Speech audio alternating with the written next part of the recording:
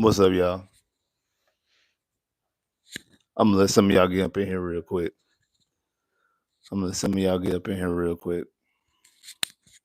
Y'all hit the like button when y'all come up in here.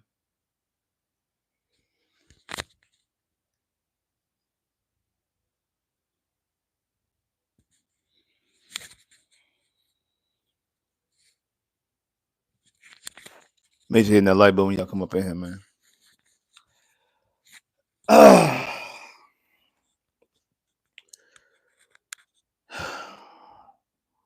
What's good? What's good? What's good? Yeah, it was, man. It was. This is one of the reasons. Last week, this is one of the reasons last week when we was watching, the Bills and the Broncos playing that one of the reasons why I was watching the Bills and the Broncos, I was rooting for the Broncos, and I do think that it was a better matchup for the Texans to play Kansas City. As crazy as that sounds, that the Texans matched up better, and you've seen it today. You've seen it how well the Texans looked against this team for pretty much the whole entire game, completely.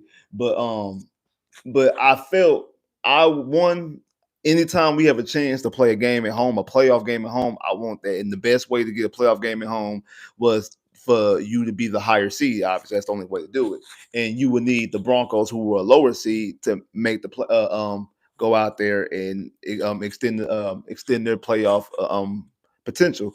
So that basically could make the AFC Championship game where you could go the AFC Championship game would be in Houston versus being in Baltimore, Buffalo, Kansas City, whatever. But also another reason why it's like it's going to be hard to beat Kansas City in the Arrowhead Stadium with those referees. It was some egregious calls, but that's not the reason why we lost today's game. Um, um, it's now on D'Amico. Uh, D'Amico has some questionable decisions in there, man. He has some questionable decisions in there. I'm gonna talk about it later on. Hey, shout out to that boy Jeff for the super chat love. Definitely appreciate that. Definitely appreciate that. I'm so tired of being man. You so tired, bro. Hey, shout out to that boy Jeff for the super chat love. Definitely appreciate that. I mean, I ain't gonna lie. To me, this actually felt I know the very first time we was in the divisional round against the Ravens back in 2011. If y'all remember that game, I see more people jumping here. Make sure you hit the like button. Back in that playoff game, you had TJ Yates throw 4 interceptions, and you were down by a touchdown with the football with under 2 minutes left to go to potentially tie the game. This game here felt like we were in it the entirety of the game. Even when things weren't going right, it felt like the Texans, because of how we were able to basically pretty much stymie this Chiefs offense. Like the Texans defense, for the most part, outside of stopping Travis Kelce, I'm gonna get into that too. For the most part, stepped up and was in this game a big way. Again, still Patrick Mahomes still has yet to turn the football over in a divisional round. But we were in this game for potential game, and then the way we came out in that second half, the way that we was able to milk that clock for a 10-minute drive, 80 yards, and go out there and cash it in with a touchdown. But then Fairbairn misses the extra point. Reminds you of the last time we was in that building when CJ throws the potential game time touchdown to Tank, which should have been the game time touchdown to Tank, and Fairbairn misses the extra point. Like you can't trust Fairbairn. Fairbairn is definitely, all those 50+ yard field goals, man, all this stuff is out the window, bro. Like I do not need Fairbairn. I know we extended him last year. Fairbairn does not need to be on this team, or we need to bring in a kicker for competition. Like we can't just go out there and just completely go out there and just roll with Kaimi next year. Just completely. He needs to either be off this team, or at the very least, we need to go out there and get some competition at the very least. At the very least. Hey, shout out to that boy Chris for the super chat love. Definitely appreciate that. Refs the reason CJ holding the ball forever. O line getting bullied. Kelsey open all day. Schultz literally holds for 15 yards. Now Kelsey was open all day. Like and not only again, I understand because Kelsey has not been having the type of season that he normally has, but what makes me mad, not even that he was open, it's when he caught the football and this big fat dude running around like he's about as big as Andy Reid out there, and we couldn't catch him. That was like that 49-yard run. That was the one that irritated me the most. Not even the touchdown. Even though that touchdown hurt, that was just a Superman effort when Mahomes is basically flat in the air and able to flat in the air, able to throw the football over outside who's not a good coverage linebacker. He's a sideline linebacker. He's not a good coverage linebacker. So for him to be able to throw the football, able to get it there, that's really just Patrick Mahomes being Patrick Mahomes. That's the greatness of Patrick Mahomes in that instance right there. So I'll give you that. I'm not even tripped about that. The one that made me the most mad was the one on I think it was on the drive that Hunt scored the touchdown. It was that one. When you throw the football to him, he's wide open, and he runs for 49 yards, and you act like you can't get to him. That's the one that irritated me the most. Of all of them, that's the one that definitely had me irritated.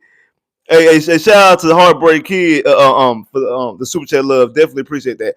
Offense, trash, shaking my head. Defense, 100. Hey, shout out to that boy Heartbreak the Kid for the Super Chat love. Definitely appreciate that.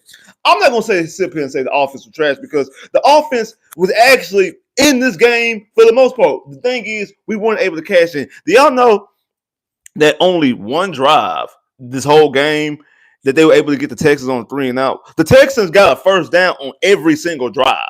Like the Texans got a first down every drive except for one. We held the Kansas City Chiefs to a couple 3 and outs. One got called, one got upheld and got extended off of a bull called pass in the field, roughing the passer call on Will Anderson. When Will Anderson got hit, they call a bull helmet to helmet call on a roughing the passer call on him. They got extended drive. Also, the first drive of the game, the very first drive of the game, after we out here let them have a long kickoff return. Again, the defense step up and get basically. I think they only got 3 yards on their opening drive, able to hold them to a field goal. So again, and a penalty. Don't forget. Also, they got that, and they also got a penalty. So the rest was in this game. I think the worst part of this game, honestly, what really cost you this game is not the offense. It's not the defense. It's really not even the referees. And it's not even Patrick Mahomes being superstar Patrick Mahomes and Travis Kelce being rumbling, fumbling Travis Kelce. It was really the special teams. One of the bright spots of last week, and it's like they used all their juice and all their power last week with the decent kickoff return that DP had on the kickoff return. You had the block punt. You had the block extra point return back for a touchdown. In this game here, you had a mixed extra point, a missed field goal, a block field goal. You allowed a big run and extended the penalty, and then the one time that you did have a decent return, that got called back on. That actually got cost you yours and put you back with a penalty as well. I think that was the initial kickoff out of the second half. If I'm not mistaken, the one that we got to like the 40, and then they ended up putting us behind the 20 because of a holding call on MJ Stewart. So, again. Like this game here, I feel like was really pretty much lost behind the special teams. Honestly, that and also CJ getting sacked 8 times, and some of those sacks is on not only CJ. Again, obviously the offensive line definitely got to take issue with that. But some of them sacks, I actually blame not only your quarterback CJ Stroud, I also blame your offensive coordinator and your head coach DeMeco Ryans in some of them situations. Besides that boy Christopher Super Chat love, definitely appreciate that. Deshaun Watson, wait. Deshaun Watson played way better. No, I mean if you talk about numbers, I mean I think Deshaun Watson in that game, he was able to put up 24 points because we scored 31 points in that game, but a touchdown was actually made from a punt that was returned for a touchdown in that game. I think he had no turnovers. He had 380 yards, had 2 touchdowns in the air and one on the ground. So I give you on that, but again, you lost 51. You lost 51 to You lost 51 to 31 and you like, come on now. Hey, shout out that boy Strex 99 for the super chat love. Definitely appreciate that. Played by played by Kelsey because Aziz tried to punch. Uh, I think he was just out of the frame. And he was late. He was late getting it to it. But shout out to super chat love. Definitely appreciate that. Uh, I mean, let's get into the numbers. Guy haven't yet to get to the numbers. So the Houston Texans lose in the divisional round. The season is over officially. Lose in the divisional round to the Kansas City Chiefs, 23-14, and the Chiefs actually did don't do the Texans no solid by giving them a safety and making the score. That score still should have been 23-12. I would have way preferred it to still be 23-12. But hey, again, the final score is 23-14. CJ was 19-28 for 67.9 completion percentage, 245 yards, no touchdowns, no interceptions, was sacked 8 times, and had 6 carries for 42 yards. Joe Mixon rushed the football 18 times for 88 yards, averaging 4.9 yards a carry and a touchdown. Nico Collins was targeted 8 times, had 5 catches for 81 yards. Dalton Schultz was targeted 4 times, had 4 catches for 63 yards. And Xavier Hutchinson was targeted 6 times, had 4 catches for 52 yards. Patrick Mahomes, on the other hand, was 16 of 25 for a completion percentage of 64%, 177 yards, 1 touchdown. Kareem Hunt carried the ball 8 times, had 44 yards and a touchdown. Travis Kelce was targeted 8 times, had 7 catches for 117 yards and a touchdown. And Xavier Worthy was targeted 6 times, had 5 catches, 45 yards. You know, Xavier Worthy was the only receiver for the Kansas City Chiefs to call a pass. He was the only receiver to call a pass. Again, Mahomes only had 16 completions. 7 came to Travis Kelce, and then 5 came to Xavier Worthy. That's 12 of his 16, and then the rest came, I think, was to his running backs. So, shout out to that boy Jeff for the super chat love. Definitely appreciate that. Is Deshaun still playing? We don't know. We don't know. We don't know, baby. But shout out Jeff for the super chat love. Definitely appreciate that. Shout out Sir 99. For the super chat love. Definitely appreciate that. Cut Mason, Schultz, go get O-line and wide receivers. Yeah, I mean, I definitely think that offensive line and receiving is definitely the main targets for the Houston Texans, both free agency and in the draft. Shout out to that boy Big Steve for the super chat love. Definitely appreciate that. Wait. Don't want to see Schultz. Don't want to see Schulten. Don't want to see Schultz anymore, and upgrade both guards and the center. Also, Akaimi cost us this game. So shout out to Big Steve for super chat love. I mean, yeah, that's what I said. Like, I really mostly put this game on the on. I mostly put this game on the special teams because, again, that's 4 points on the board. Again, 4 points on the board. That last drive, I feel like it's simple because you're not down by 11. You're not down by 11 if you got those 4 points on the board. So you're handling that last drive differently. Or at the very least, if you get either one of your field goals or one of your extra or that extra point back, it's completely different. And I do think that actually changed and shifted the momentum, especially the way that the offense came out in the second half. It was able to take over how the offense was able to come out in the second half and able to take over that game and basically dominate. You kept Patrick Mahomes and that offense on the sideline pretty much the entirety of the third quarter. You came out there and completely dominated and outmuscled that. Again, we've been talking about, oh man, where can the Texans score points? You got people out here like James Jones talking about where are they coming out with points? Man, where are they coming out with points? This Chief got a good defense. All this we hear about this defense when the Texans was going up and down the field on this supposedly dominant defense. When again the Texans was giving the Chiefs short fields. We was giving the Chiefs short fields, and they were walking away with 3 points the entirety of the game. We was shutting that offense down.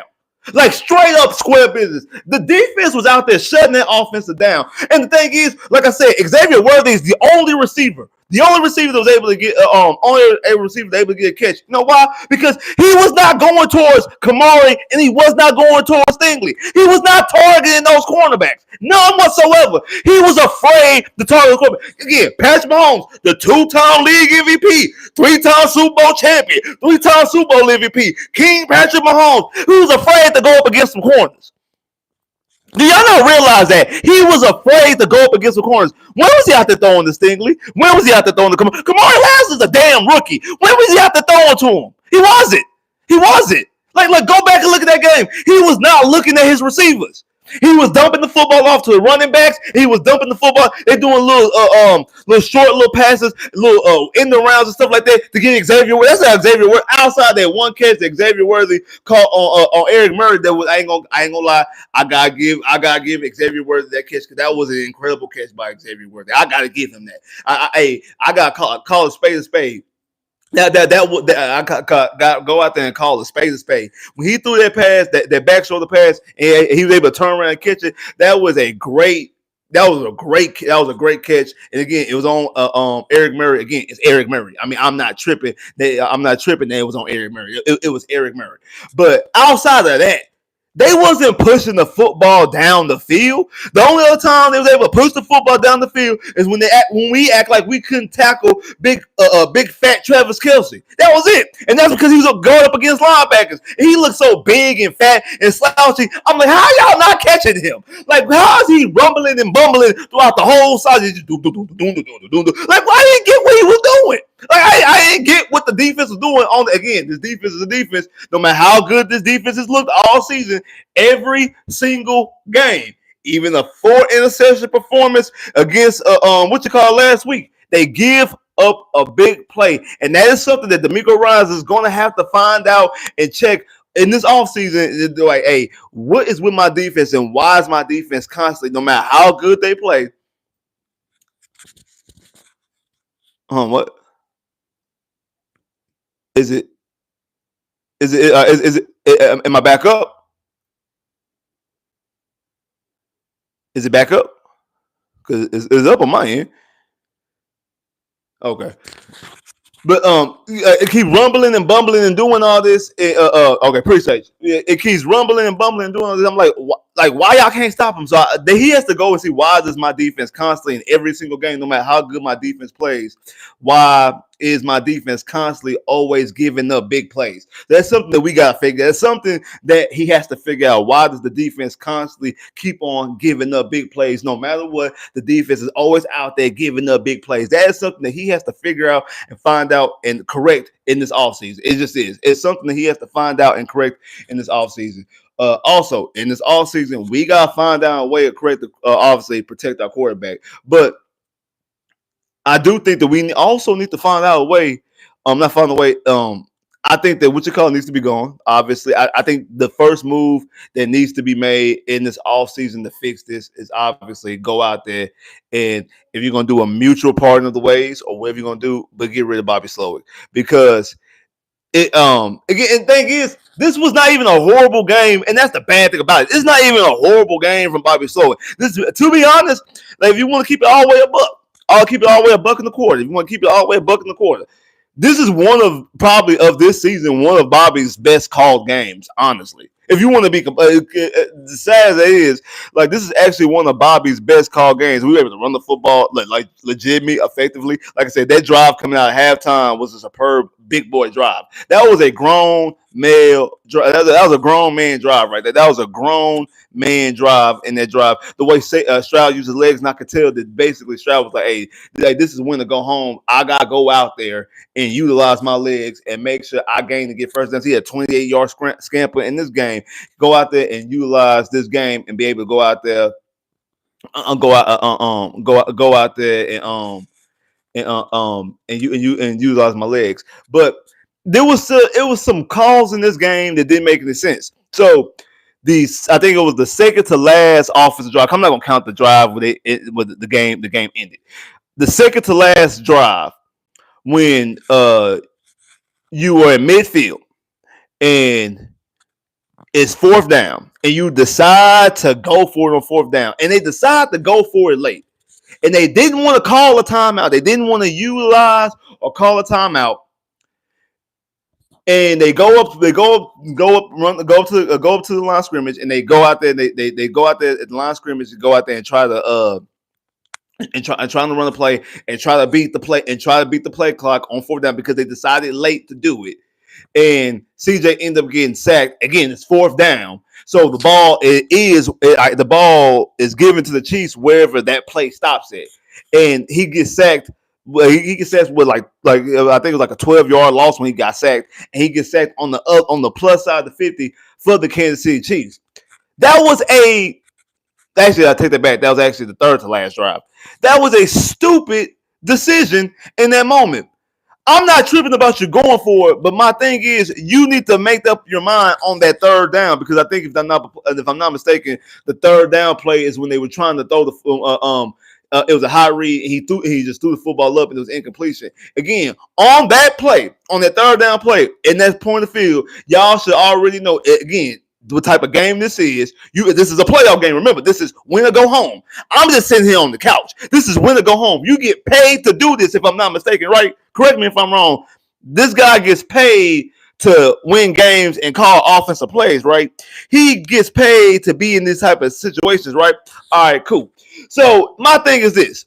You should know right then and there, like, hey, I'm probably going to go for it on fourth down, depending on how this play works out. So how about on third down, let me call a play that at the very least I gain yardage. It don't have to be everything on one play. At the very least, I'm guaranteed on this play to get 4-5 yards. So they're going to think I'm going deep. They're going to think I'm trying to get the first down. So they're going to give me anything inside. The defense is going to give in that situation. The defense is going to give you anything on that third down. Like I said, in that situation, it was third and long. So the defense is going to give you pretty much anything from third and 10 all the way up into the 5-yard line, possibly even the 4-yard line of the line of game of the first down marker. The defense is pretty much going to give you that because in the defense mind, that's a stop on fourth down, a stop on third down. We're gonna force y'all to punt because y'all not in field goal range. So so they're going to give you that. So if you're the offensive coordinator and you knowing, hey, I'm going to go for it on fourth down. I'm going to put myself and allow myself at the very least to get yardage. Cool. And then if I go for it, and then again, if I get that, I can make a decision right then and there if I want to utilize and go to fourth down. All right. That's one thing. The second part of that equation is I don't give a damn that the play clock is about to go out. I would much rather you either call a timeout or take the penalty take the penalty and be 4th and 15 and either decide to punt or make a play then. The worst case scenario outside of turning the football over is exactly what happened. You get sacked and the football is now given to the Kansas City Chiefs on the plus side of the 50 for them. That is the worst case scenario outside obviously turning the football over for a touchdown in that type of situation. So that didn't make any sense. Then on the actual last drive of the game, when the Texans are down by 11 and they're trying to make sure they score a touchdown in front of the 2-minute warning to allow some more time so they still got 2 timeouts and they want to score and also you still have their timeouts and being down by 4 points or being down by 3 points if they went for 2-point conversion. I don't know. However it went. But this is the thing. Again, so you're trying to hurry up and run and get the football, get the play clock played, or I snap the football before the 2-minute warning, and you're it's second and whatever it was. Think about it was second and short if I'm not mistaken. I forgot exactly what the exact down and distance was in that point. But you run the play to try to get in front of the 2-minute warning, and you get sacked. That's bad play calling by Bobby Slowick. Again, I would much rather you just go ahead and let it go to the 2-minute warning. Because what is the difference? Because even if you say you would have scored a touchdown on that, specific play, y'all do know that it would have stopped, or the play would have probably stopped around a minute 58. That's still a 2-minute warning. And because you would have scored a touchdown, the time on the clock automatically stopped. And the 2-minute warning still stops with that. So basically, you wouldn't have gave the 2-minute warning anyway. Like it would have been no different if you would have got. It would have been no different if you would have waited, let 2-minute warning play, and then go out there and score a touchdown on that ensuing play, and it would have been first and whatever. I mean, you would score a touchdown, and it would be like what a minute 50, and they would call the 2-minute warning. Oh, okay, fine. What's the difference of them stopping the clock at stopping the clock at 150 versus you saving the 2-minute warning, but you're giving the football back to him on the kickoff, or you out there going for an offside kick, and the 2-minute warning is still stopped. It doesn't help you either or. That doesn't make any sense. The worst case scenario outside turning the football over is doing what you're doing, trying to hurry up and rush a snap. Hurry up and try to rush snap, rush the play, and you end up getting sacked. So now you wasted a down and distance. You wasted the 2-minute warning because you get sacked. You know what happened? 2-minute warning. And you know what else happened? You wasted the down. What happened? You wasted down and distance. You wasted the down. You wasted the play. You wasted the 2-minute warning. All those things got wasted by the decision that you made. That's bad play calling by the offensive coordinator, and also that's bad clock management and paying attention to your head coach, D'Amico Ryans. That's bad on both, bad on your offensive coordinator and bad on your head coach. That's the reason why the most important thing to me when it comes to fixing this offense, I want a veteran offensive coordinator. I want a veteran play caller, someone who has experience in calling plays. Most importantly, me personally, specifically for me, I don't know about y'all, but specifically for me, I want somebody that's a former head coach.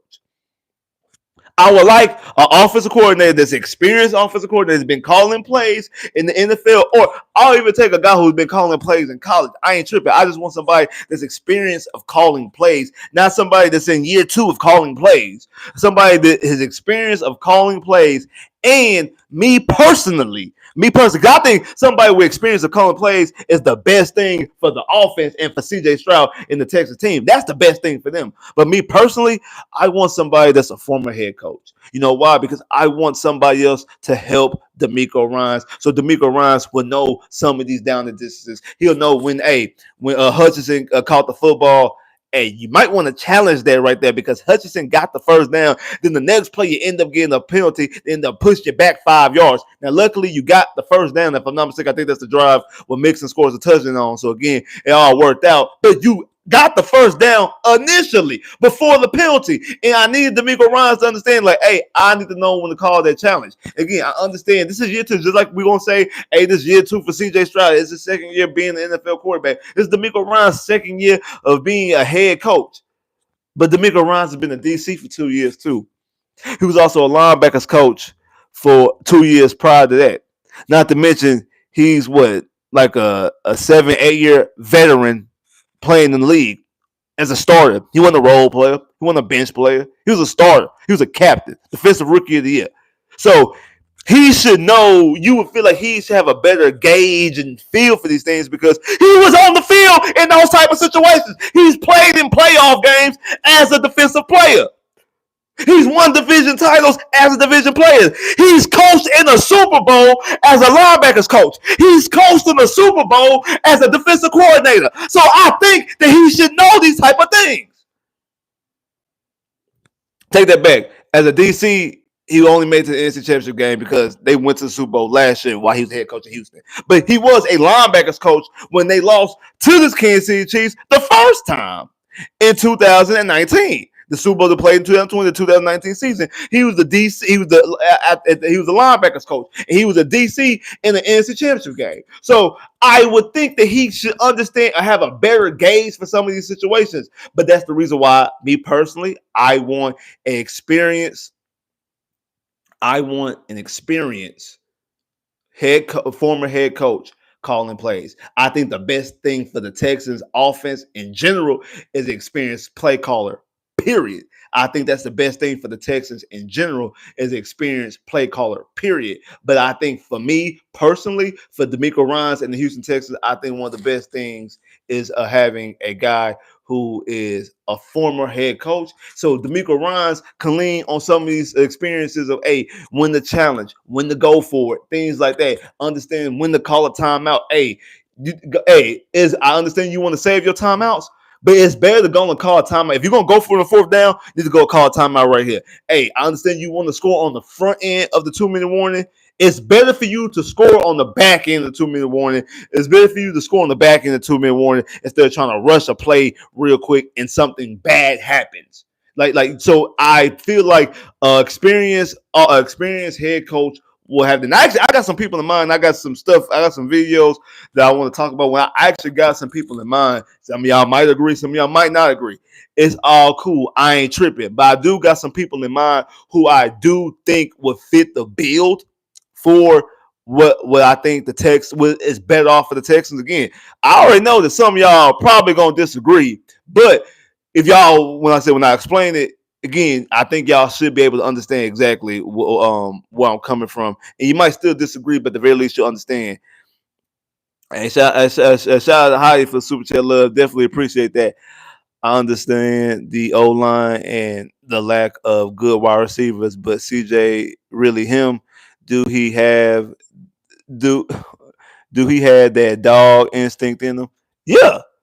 Shout out Hottie for super chat love. Definitely appreciate that. He got that dog in him. Like this dude is literally out there like limping around. Like and hopefully he's okay. Cause I know they had to help him off the sideline on their last drive. Like the dude got sacked 8 times. He's getting beat up in this game. They had to put a whole heat thing on his leg. And what he out there doing? Still running around getting 27-yard, 28-yard scampers. He going out there running for first downs and stuff like that. He utilizes his legs way more than he's ever utilized them in the NFL juncture. And again, we're talking about a guy because I mean, people told me this last year when I was talking about wide receivers. Hey man, CJ, that dude, CJ could make any wide receiver look good. We don't have to have the best wide receivers because we got that quarterback. Really because it was just Nico today. I mean, Dalton Schultz, and really, if it wasn't for that last catch, to be honest with you, because for a long time, Dalton Schultz only had 2 catches in this game. He ended up with 4. He ended up with 4 for 63 yards, and one for that last catch, he wouldn't even have the 63 yards. I mean, Xavier Hudson made some plays down the stretch as well. Like I said, targeted 6 times, had 4 catches for 52 yards. But that's pretty much it, bro. Like that's pretty much it. You out there with Gary Wayne, like Gary Wayne slipping and falling. There was another one where he almost didn't. He almost like he just wasn't looking the area. Now that one, the last one he threw to Gary Wayne, when Gary Wayne almost snagged it one handed, that would have been an incredible catch. By the way, like that would have been like that would have been better than the Xavier Worthy catch I talked about earlier. If he was when he turned around and put his hand out, that would have been an incredible catch. By the way, I'm not taking nothing away from that.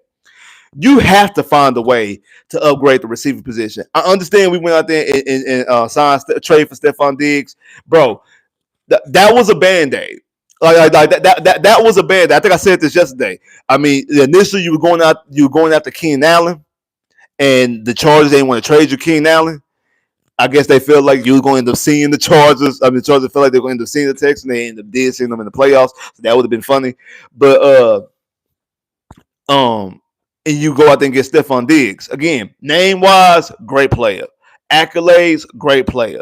You know what I'm saying? But at that stage of his career, you've seen the decline the previous year. You've seen the decline the last 5 games of the Buffalo Bills. You've seen his decline in play. You've seen his decline in play in the playoffs last year. So, and that was ignored by Texan fans. I talked about it before we even made I made a video talking about receivers. It was him, T. Higgins, and I think it might have been Brandon Ayuk. I talked about targets for Texas, potential targets, because again, the whole situation was going on with Brandon Ayuk last offseason. And I talked about those 3 receivers. And I mentioned it in that video before we even got Stephon Diggs about the decline he had the previous year. Again, Texas fans, we pretty much ignoring that. Again, once you're part of the team, we rocking with you. We want you to ball. Again, we want you to ball. And what we seen earlier season, a lot of Texas fans actually were disappointed in Stephon Diggs before he even got hurt anyway. I really wasn't, because what we got out of Stephon Diggs is pretty much what I thought we were going to be getting out of Stephon Diggs. He was sure-handed. He was going to be right there. But as far as being explosive, he wasn't that. And now we're talking about a guy who will be 32 years old coming off of an ACL injury. A guy who we seen decline the previous year. Again, he's a free agent, and I do think the Texans probably will end up bringing him back because it benefits the Texans from a cap situation, because no matter what, Stephon Diggs is going to be on the Texans' books for $16 million next year. So it makes more sense for the Texans to be able to sign him and stretch out that $16 million, like sign him to a long-term deal, and able to spread that $16 million so it's more instead of being a $16 million cap hit, it's a $13 million cap hit. It's a $12 million cap hit. It's potentially a $10 million cap hit. So it makes more sense for the Texans to do that. So if the Texans do bring back Stephon Diggs, it's not because they feel like Stephon Diggs is going to be a factor. It's he's already going to count against our books for $16 million anyway. At least bring him back, and at least we paying him, and he's counting against our cap, and we can still utilize him and such. And also maybe we can lower that cap hit. So it's kind of you playing cap mathematics if you do happen to bring Stephon Diggs back. And again, but I don't think he should be considered a factor if you do decide to bring him back, because like I said, he'll be a 32-year-old wide receiver coming off of an ACL injury. And I've said this numerous times. The issue with Tank dislocating his knee, him tearing his ACL, his MCL, and his ACL, his MCL, and LCL, and dislocating his knee. Not dislocating his kneecap, dislocating his knee. I don't think that Tank Dell will be a factor and will not play in the season of 2025. I don't think he's playing this upcoming season. I don't think you'll see him to the following season. And I ain't gonna lie to you, I don't even think you'll see him in the beginning of the first of that season as well. I think he'll start that year off on the pup list and probably miss the first 4 games. If you want to be completely honest, that's how I really think will happen. So I think you need to go into the offseason, and I think the Texans will target receiver on multiple fronts, both free agency and in the draft. I said this numerous times that I prefer the Texans to go after offensive linemen in the free agency versus in the draft. I want some veteran offensive linemen. I don't need to get some young guys out there. We see, and Blake Fisher has a lot of promise. Blake Fisher did not have a good game today. They had to go out there and they had to use Dalton Schultz to help double team, and that didn't even work. And then that last sack, you had Dalton Schultz and Dario on there, and still able to get to CJ. So you still had no type of protection out there. I much rather some veteran offensive linemen. I don't need no young offensive linemen going out there trying to get acclimated to the NFL. And also, not to mention, Nick Caserio doesn't have a good track record at drafting offensive linemen. Drafted Kenyon Green in the first round when you could have had Kyle Hamilton. Think about you, Kyle Hamilton, who's a first team All Pro. You could have had Kyle Hamilton in the 2020 draft.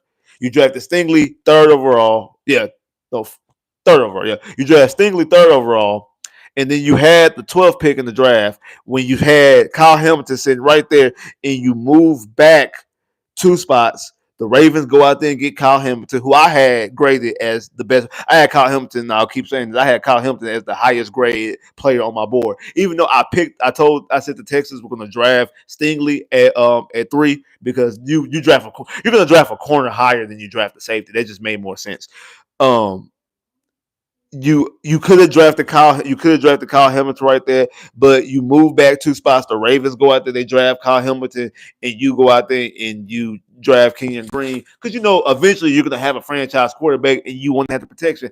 Understand the mindset. Also, you end up getting Jalen Petrie in the second half. The second round. I get it. I understand that. I do think, and I've got this on good authority, actually, that Nick Caserio really wanted a receiver in that draft. But if you go back and look at that draft, after we drafted Stingley, then after the Jets drafted Sauce, you had Drake London went, then like consecutively, you had Drake London,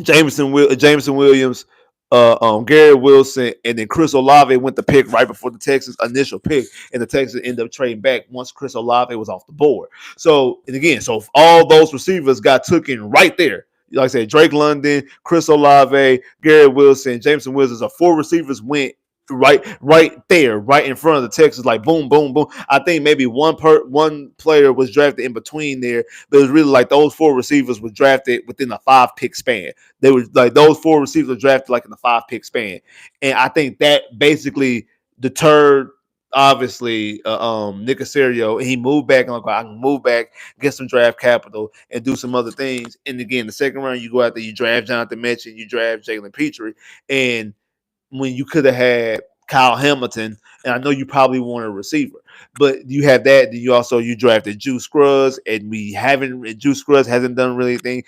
Patterson, for what he is, he's okay. But again, I don't really trust what Nick Caserio does when it comes to offensive linemen. when he does with the secondary is amazing. Him drafting Stingley over Sauce, amazing. Him drafting Kamari Lassiter, amazing. Him drafting Caleb Bullock, amazing. Hey, even Petrie out there again. I would rather have Kyle Hamilton than Jalen Petrie, but out of those four guys, Jalen Petrie is the weakest link of those guys, and Jalen Petrie had a bounce back season this year before he got hurt. So Jalen Petrie is actually a solid player, even though he's not really a safety and he's not really a corner. He's that nickel defensive player. So you really don't really have that safety. I do think if you have Kyle Hamilton out there, he's more of a safety, even though you could play him in the nickel as well, but he is better as a safety. And that's why when the Ravens, because the Ravens had him playing that star nickel position for a lot of the season too, but when they put him at the actual safety position, it bolstered and benefited and made their defense better. So I will stand on that I feel like that he was one of the best players drafting. I mean, Stingley, the way Stingley's playing, but hey, both of them is all pros, and you still have Kyle, not Kyle Hamilton. What's his name? A Hutchinson. You still got A Hutchinson out there in that draft as well. So again, a lot of superstars, a lot of great defensive players in that draft as well. But I think that it will be better served for the Houston Texans, in my opinion, and Nick Caserio to draft to sign offensive linemen in the free agency and then draft receivers, because you've seen what he's done with Nico Collins. Before Tank Dell got hurt, I mean, how we felt about Tank Dell last year's rookie year. I know it was kind of hard for Tank Dell this season, but once he was by himself, you start seeing the Tank Dell that we normally see. We seen that Tank Dell against the Jets when he was the only receiver out there. We seen Tank Dell in that game against the Lions. If CJ throws a touchdown and throws a better football, like Tank Dell scored a touchdown right there. We seen Tank Dell in the game against Kansas City. Like Tank Dell was out there getting work at KC a month ago. So we seen that. So I feel like that he's better at drafting receivers. He's definitely better. I think the best that he's drafted defensive players as far as like secondary. I think that's and that was dating all the way back when he was in New England. New England always had good guys in the secondary and stuff like that. So I think he's better at that, obviously. But if I'm him, I would rather him draft a receiver than sign than draft offensive lineman, because the offensive lineman, I prefer you to go out there and sign the offensive lineman. And I think they're going to handle receiver both ways. I think they're going to end up signing the receiver in the in free agency, and they're going to draft the receiver, I feel like, early on. And I think like they're not going to get a big neck. I seen somebody earlier say go out there and get Garrett Wilson. One, I don't think the Jets are going to trade Garrett Wilson because the report says they're basically on the they're done with the Aaron Rodgers experiment and the Devontae Adams. So I don't think they're going to trade for. They're not going to trade. I don't think Garrett Wilson is going to be on the table. I doubt that Garrett Wilson on the table. And I don't want Devontae Adams. Again, I don't want any more 30-plus-year-old receivers at the back half of their career, because you know what happens when you're older? You start getting hurt a little bit more. Even if you don't have injury history, injury concerns, the older that you get, you're either more subject to get hurt or you lose a step. And you're just getting guys based off a name, because that's kind of what happened with Stephon Diggs. So, again, I'm not saying they're going to get these receivers. I'm not saying I want them to get these specific receivers, but I do think they're going to get guys in this realm via free agency. I don't think they're going after no T. Higgins. I don't think they're going after Chris Olave. I would like them to go after Chris Olave, but I don't think they'll go after Chris Olave. I don't think they're going after Garrett Wilson. I don't think that they'll who else is another receiver that could potentially be a free agent? I don't think they're going after Tyreek Hill. I don't think they're going after those type of receivers. I think they'll be going over like those other notches below. I think they'll go after like they'll sign a Hollywood Brown. Not saying they'll sign, like I don't even know if Hollywood Brown's even available, but they'll sign like a Hollywood Brown. They'll sign like Elijah Moore. They'll sign like those like stage of receivers, Christian Kirk. Like they'll sign those stage of receivers. Not saying that those are receivers that they're going to sign, but they'll sign those stage of receivers to put extra people in the room. And then with the first or the second pick in the draft, like the first round, second round pick in the draft, they would draft a receiver. Now, the draft is going to be a little stretchy because you got teams like the Chargers, who we know that's their main thing that they need is a receiver, because they don't got nobody. They ain't got nobody, buddy. They ain't got nobody. So that's their main thing to go after and get, is try to go out there and get a receiver. So that's something that I could definitely see them. But again, you're gonna see a lot of mock drafts and offensive linemen. And actually, I ain't gonna lie. I actually think that's what's going to end up happening. I think they're going to end up drafting the offensive lineman. I hope that they sign one via free agency because I think that's more effective. I don't think that they're going to go out there and they're going to I don't think they're gonna go out there and sign the offensive lineman. I think they are gonna wait to the draft. I don't want them to. I would prefer them to sign the offensive lineman and fix. I feel like fixing the offensive line because you can fix the offensive line a lot of different ways. And I feel like you go out there and you sign some guards. Obviously, you get rid of Bobby Slowick and you get rid of the offensive line coach, and you bring in. That's another reason. Another reason why I want to bring in a uh um a veteran offensive coordinator, a guy, experienced play caller, because I'm pretty sure he has an offensive line coach on his staff or in mind to help run his type of offense. Because remember, we got an offensive line coach that does not know the scheme. Like this offensive line coach that we have never ran the Kubiak Shanahan scheme anyway. So you got an offensive line coach that doesn't even know how to coach the scheme, and then you got a guy that is not even really trying to coach the scheme. So it doesn't make any sense. DK Metcalf might be available. Depends on the price. It depends on the price because that's another thing too. Like DK Metcalf is a little. DK Metcalf is a little. So he's not looking for like a payday. Um, DK Metcalf is not he's not out there looking for a payday, but but this is the thing.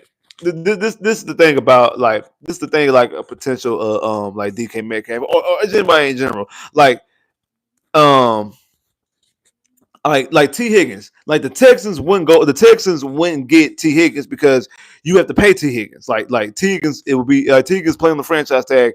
You have to go out there and you have to pay T Higgins.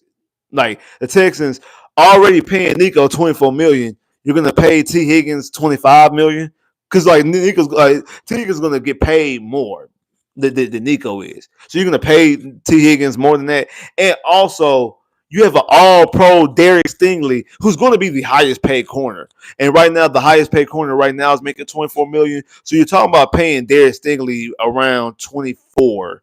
I mean, he's playing Derek Stingley around 25, 26, potentially 27, because he probably is going to try to wait on Sauce and see exactly what Sauce gets before he signs a contract. So you're talking about a guy that you're going to be paying. You already paying a lot of people. I don't see you going out there and paying T Higgins, or you going out there and trade because you trade for Gary Wilson. You got to give up a first round pick and then pay Gary Wilson. Now there is a DJ Moore from Chicago Bears who does not want to be around Caleb Williams and stuff like that. There is that. He's already paid.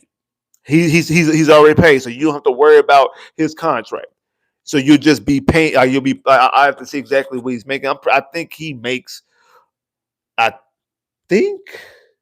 I think Nico makes more than DJ Moore, if I'm not mistaken. Because I think I got DJ Moore's contract in here. I think. If I'm not. It's been a. It's been a long season.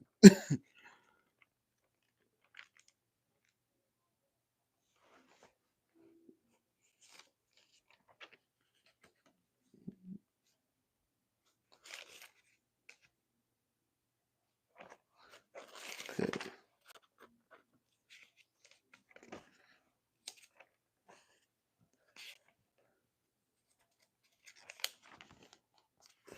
Let me see.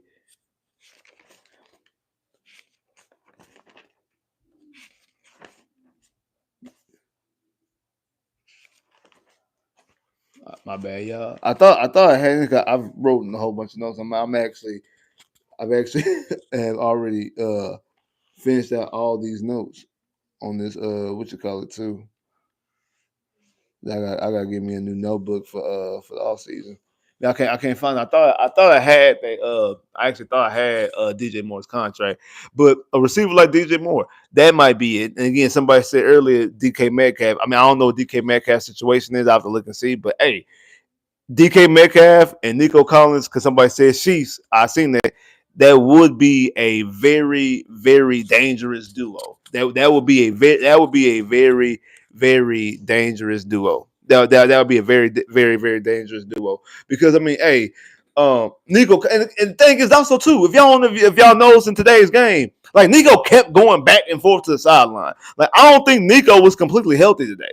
Like Nico, I kept going back and forth to the sideline and taking a long. It wasn't just you taking plays off, and, you get catching breathers. One, we're in a win or go home type situation. Two, you don't have no receivers. Like there's no Stephon Diggs, there's no Tank Dell. Robert Woods didn't even play. I mean, Robert Woods, I know he was out there on some punt return. Robert Woods didn't get no catches. Like you didn't have any real you have any real help, and it just make Deontay Johnson even look even more stupid because Deontay Johnson, like how what you call it, Xavier Hutchinson had 52 yards. Dalton Schultz had was targeted 4 times at 63 yards. Deontay Johnson, bro, that could have been you. That really could have been you today. Like we have to got Gary Wayne out there, bro. That really could have been you today. Like square business, bro. That really could have been you today. Like that really truly could have been you right there, bro. Like straight up, bro. That really could have been you. Like, what were you thinking? What were you thinking, bro? Like you squandered away a perfect opportunity. You squandered away a perfect opportunity. That really could have been you right there, my bro. That really could have been you, bro. That really, really could have been you, bro. You squandered away a perfect opportunity, dog. Like square business. Like, what was you thinking? Like, really, what was you thinking? That was just very dumb of you for how you acted last week after a team won a playoff game. That was just very dumb of you. Um, but yeah, I forgot what I was about to say, but yeah, Nico Collins was really out there, like in and out, in and out, in and out, in and out, in and out. So to me, that tells me that hey, like Nico was basically giving everything he had, but Nico wasn't 100. He wasn't really 100. He wasn't really 100. I mean, all the talk about Joe Mixon with ankle injury, and Joe Mixon was running the football very well. Like this is again, even though he only got 88 yards, this to me, I feel like this was probably Joe Mixon's best running game. Like Joe Mixon was running the football extremely well today. Like how Joe Mixon run the football today. Joe Mixon was running the football, and we were utilizing Joe Mixon in the passing game as well. Joe Mixon was running the football very well and very effective today. Like I'm not gonna lie, this like the way we were able to move the football up and down the field was for the type of team that we had, bro. I feel like that we was Am I trying to blame? No, I'm not blaming Nico. I'm not blaming Nico at all. I'm saying that like Nico was like, if y'all know this, like I don't think Nico was 100. Like Nico was like in big stretches of the game. It wasn't like a play here and there. Like for big stretches of the game, the even Troy Aikman was talking about like Nico's finally back in the game. Like it was big stretches of the game where Nico wasn't on the field offensively, and it's like. So what's wrong with Nico? Is he good? Again, this is a guy who missed 5 games with a hamstring. This is also a guy who last year missed time with a hamstring. This is a guy that's never played the full season. To constantly depend on him by himself is absurd, and you have to get him help. I understand they tried to get help and tried to do something with with Stephon Diggs, but again, you traded for a 31-year-old receiver who shows signs of decline. Yes, you went out there and got a receiver, but that's like you going to the dollar store and buying dollar batteries. Yeah, I bought some batteries. Yes, I bought some batteries. They only last for 10 minutes. I bought some batteries. I did something. Bro, go out there and get some Duracells and quit playing. Like go to Walmart, Target, whatever, and go out there and spend $25 on some batteries so your remote can work throughout the whole year. Like don't go out there and get them dollar store batteries that work for 10 minutes. Like, bro, come on now. Like that's really what you were doing. You were bargain bin shopping. You was going in getting the $5 DVDs, the cheap little $5 DVD. That's what you was doing when you went out there and you traded for Stephon Diggs. Yes, in name it sounds good, but in reality, for substance, it really wasn't much. And you're talking about again. I would say he's never been hurt, all these type of things. But again, he's 31 years old. What happens when you get older? You either lose a step or you're subject to get hurt, and that's what we're seeing. Both a guy who lost a step and also a guy who ended up getting hurt for the first time of his career, missing significant time, and you're back at square one in the division around the playoff game. Being a team when the division around the playoff game, with Nico Collins being your only real threat on the outside. That's it. The only thing that was different was Joe Mixon. And again, having Joe Mixon allows you to play this game closer. Again, last year we had no offensive touchdowns. This year we got offensive touchdowns. But you know what else happened last year? Kyrie missed the field goal when the offense had a good drive in right before halftime. Right before halftime, the offense had a good drive last year. The offense had a good drive last year, right before halftime. Right before halftime, the offense had a good drive last year, and Fairbairn missed the field goal, and you could have went up at half. You was tied. You went halftime tied 10-10. You could have went up at halftime up 13-10. You could have went up 13-10. The offense had a good drive right before halftime. You could have went up 13-10, but you missed it. You missed a field goal in this game, and then an extra point that would have tied it, just like a month ago. Tank Dell scores a touchdown that should have tied the game, and he gets hurt on that play. He gets hurt. He sacrificed and got hurt to put a potential game time touchdown. And what did you do, Fairbairn? You missed the extra point. You missed the extra point. Right here. Offense in the second half is dominant. That whole third quarter. You know that both teams only possessed the ball once in the third quarter because the Texans ate up all the clock.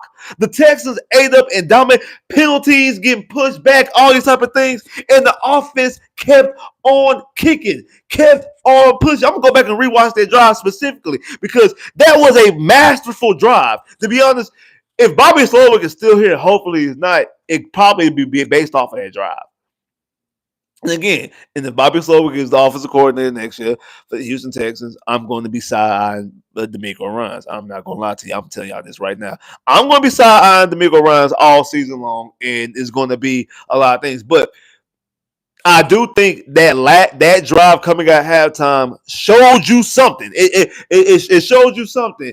And your kicker, once again, has a potential to tie the game, and he misses the extra point.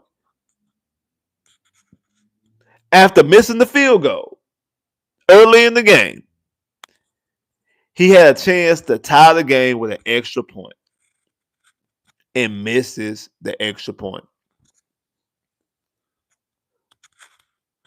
Missed the extra point.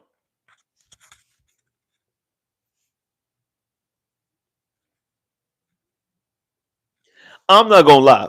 When he missed the extra point, I kind of like last year when we played against the Ravens, coming at halftime, Lamar Jackson scored a touchdown. So it was 17-10. The Texans didn't do anything in the first drive. Ravens get the ball back again, and they score a touchdown. And as the drive was going on before Lamar scores a touchdown, I'm like, this game might be over. He scores a touchdown. I'm like, yeah, this game is over. When Fairbairn missed that extra point, I'm like, this game might be over because what's going to end up happening is that we're going to trade blow for blow. We're going to trade points, touchdown, field goals, whatever the case may be, and we're just going to be a point short because of Fairbairn missing that extra point. It was 4 points left on the board. And again, you have those 4 points. It is a different game. You have those 4 points. It's a completely different game. It would be it'll be 16. It would have been if you have those 4 points that you missed, the extra point and the field goal that you missed earlier. Really, actually, you actually left 7 points on the board because you had the last field goal block. But I'm negating that last field goal out for a reason. It's 23. It's 23-16. The Texans had the football in the red zone in front of the 2-minute warning with 2 timeouts. That's a different situation. Like how I said earlier, they're rushing to get the football before the 2-minute warning. Just like in the second half, smartly, by the way, as well, smartly, they allowed the 2-minute warning to run. Like in this first half, that was a smart decision. I was like when the Texans got the football, I'm like, hey, let's go to 2-minute warning. Like, don't try to extend this first half. You get the football first in the second half. Any score that you get, you want whatever score that you get in this situation, you want that to be the score going into halftime. You don't want to score too quickly, field goal or touchdown, whatever. And you give the football back to Patrick Mahomes and Kansas City Chiefs, and they're able to get a big chunk play and able to get in the field goal range and go up by and add an attack on another score. So the best thing was to let that football go to the 2-minute warning. I would prefer the touchdown in that situation. But you was able to get a field goal, and you was able to make sure that the Chiefs weren't able to do anything before halftime. You got the football back, and you're able to potentially tie the game, which should have been. So again, if you make that extra point, if you make that field goal early in the game on that last drive, you're not rushing trying to get the football and trying to get the play in front of the 2-minute warning. You actually want the 2-minute warning. You don't want to give him any more time. What you want to do is you want to drain the clock, score the potential game time touchdown, and let's go to overtime. Because it would have been 23-16, a touchdown ties the game, and let's go to OT. That is what should have been happening. That was the point. That's why the game is different if you make those extra points and you make those field goals. And that's why I ultimately, for all the mistakes, I feel like the most at fault of this game is the special teams. And I think that Frank Ross is the best. Actually, I think I ain't gonna lie. I know a lot of people want to say Mick runs. I think that Frank Ross is the best coach on this team. Yeah, I said it. I think that Frank Ross is the best coach on this team. But his unit today cost the Texans, at the very least, an opportunity to send this game to overtime. Mostly because of the person who's in charge of kicking. And what we need to do, if we're not going to get full, and I doubt that we get full rid of him, because again, he is the he is the what is he, the all-time leading scorer on the team. So I doubt they just flat out, and then they just gave him a contract extension last year. So I doubt that they just I just doubt that they full-fledged just get rid of him. But he needs competition.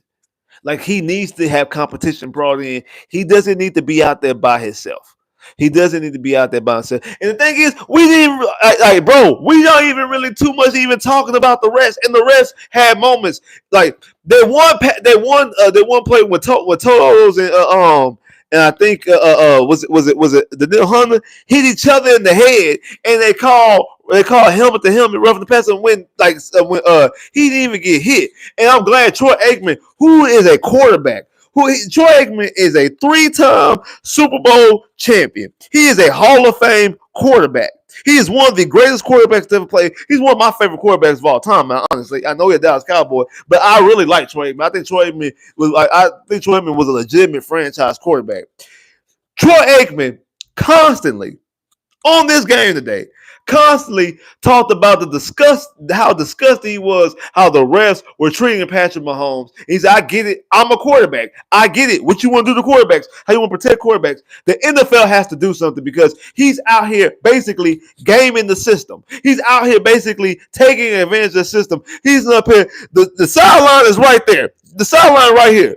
You going out of bounds. You know that the player's over. You want to go out of bounds. No, you want to tip and tip and tip and tip and tip and tip, trying to make and pull the defender to come out there and touch you, so then you could go. So you go.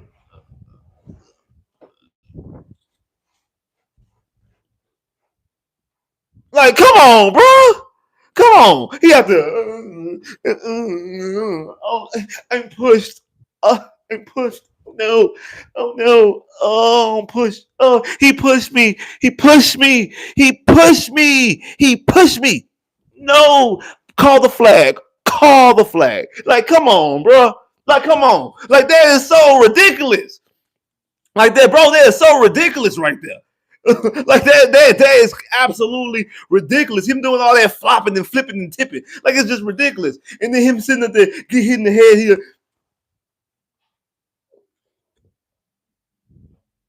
Like, come on, bro. Like, come on. Look at that stupid look he got on his face. Like, come on. Like, we could have saved the NFL. like, we really could have, should have saved the NFL today. Like we should have saved the NFL today. We really should have. Like we absolutely should have went out there and saved the NFL today. Like he out there doing all that flipping and flopping and stuff like that. The rest couldn't. How you thought the ref? And like Troy said, like the ref is way on the other side of the football. How you way over there throwing the flag? Like how you way over there and you gonna throw the flag? Like talking about helmet to helmet. You wasn't even nowhere near to see where the helmet was at, but you way over there. You throwing the flag. That don't make no damn sense. Like, how did you know it was a flag to throw? Like, come on. No, because Patrick Mahomes again, like, and then like he said, about it's not right. The quarterback, he's a runner. He's up there dancing around and act like he going here, going over here, and then going over here, and then the defender coming in. Oh, I want to slide. Like, oh, let me slide. Oh, the defender hit me. The defender hit me. Throw out the flag. Yeah, the flag. Yeah, because like, come on, bro. Like, and Troy was like, that's ridiculous. And again, we are talking about a quarterback, a Hall of Fame quarterback, a three-time champion quarterback. That's what we're talking about. We're not talking about a defender saying it. We're not talking about a linebacker saying it. We're not talking about offensive lineman saying it. We're not talking about a receiver saying it. We're not talking about a guy who's never played football before. We're not talking about an analyst. We're not talking about we're talking about an actual quarterback.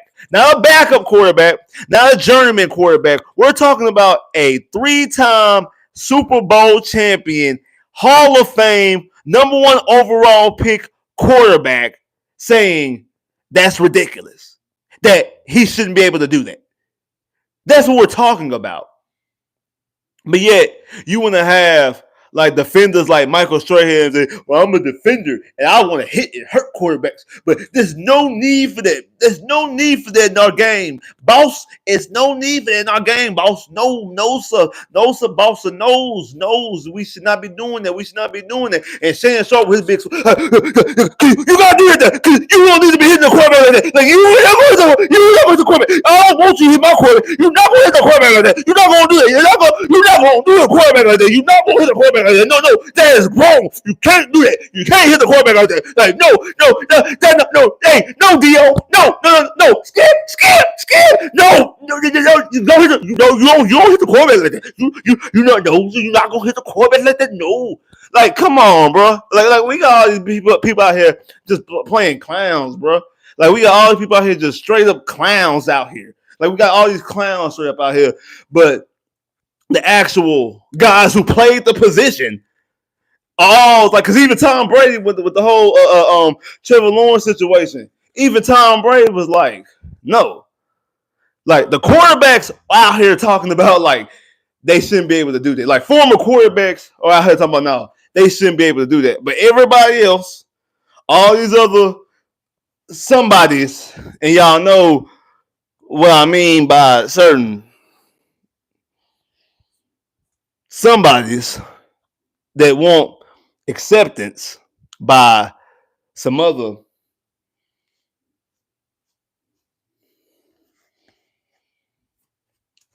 somebodies out there don't say what they want to say because they want acceptance. And nothing wrong, nothing worse than somebody that wants to be accepted by a certain acceptance and they start acting like that. But all in all, man, like, I mean, at the end of the day, I mean, the season has ended like pretty much every other Texan season with success. Any successful Texan season in previous years ends the same way in the division around the playoffs. Um, I feel better. Like I said yesterday. I said yesterday. I feel good about this game, and I feel good, like scary good. And I feel good about this game before the game, and I feel good. I feel good. Like I still feel good. I feel better today than I do after any time the Texan season was over. I feel better today. Like last year, I was like, dang, like, I mean, like we young. Like I'm like we young, but hey, man, it was young. But like the way the game ended, I was irritated. 5 years ago, because they kept bringing up the game 5 years ago, and like I said, there's more Chiefs, there's more former Texans on the Chiefs than there are Texans that play for the Texans in that game. Like it's more Chief players that play for the Texans that's on. There's more players that play for the Texans in that game that plays for the Chiefs now than there are as Texan players. Cause I forgot all about Charles Omenihu until today. I forgot Charles Omenihu was on that team. Like Charles Omenihu was a Texan on that 24-0 game. Hopkins is a Texan. Justin Reed was a like. There's more Texans, like former Texans, playing for the Chiefs then all the Texans that play for the games. I don't know why they kept bringing up that game, whatever. But that game, I was mad. Like that game, I was that's the worst I felt after any Texan playoff loss. That's worse than we losing to Indianapolis at home, us being shut out 30-0. Like because that game, you was up 20-0. You felt like you had a chance to actually go to the AFC Championship game, and Bill O'Brien messed it over. So that game, I was more angry of anything. Like I was more angry of anything when it came to that game specifically. When it comes to that game specifically, I was more mad and angry at that game than any other Texan game ever. Like that's the most angry I've ever been. Uh, when it comes to like I said, when it comes to the Patriot game, when it comes to the Patriot, both Patriot games, both Patriot 2012 and in 2016. Like 2016, we lost the Patriots to Brock Osweiler. I knew that hey, we just need to that Brock Osweiler is not the quarterback. We got to fix our quarterback. When it came to the Patriot game in 2012, I'm like, we need to have home field advantage. 2011, I guess probably I was the most optimistic because again we didn't have Matt Schaub in that game. Uh, that was our first time ever going to the playoffs, and like, hey man, next year would be good. So that 2011 team losing to the Ravens, and then today is probably the most like I guess optimistic I've been after the Texans loss in the divisional round. Like I say, both the 30-0 Chief game, I was like, hey, we need to upgrade a quarterback. We do something with our quarterback. That was Brian Hoyer, and the game against the game against Indianapolis when we lost to Indianapolis with Deshaun Watson. I think I was ready to get rid of Bill O'Brien in that game. But yeah, this right here, obviously want to move on from Bobby Slowick, but this team is still young. I mean, you're talking about a quarterback. We're talking about a quarterback that is 2-2 in the playoffs, and CJ Stroud.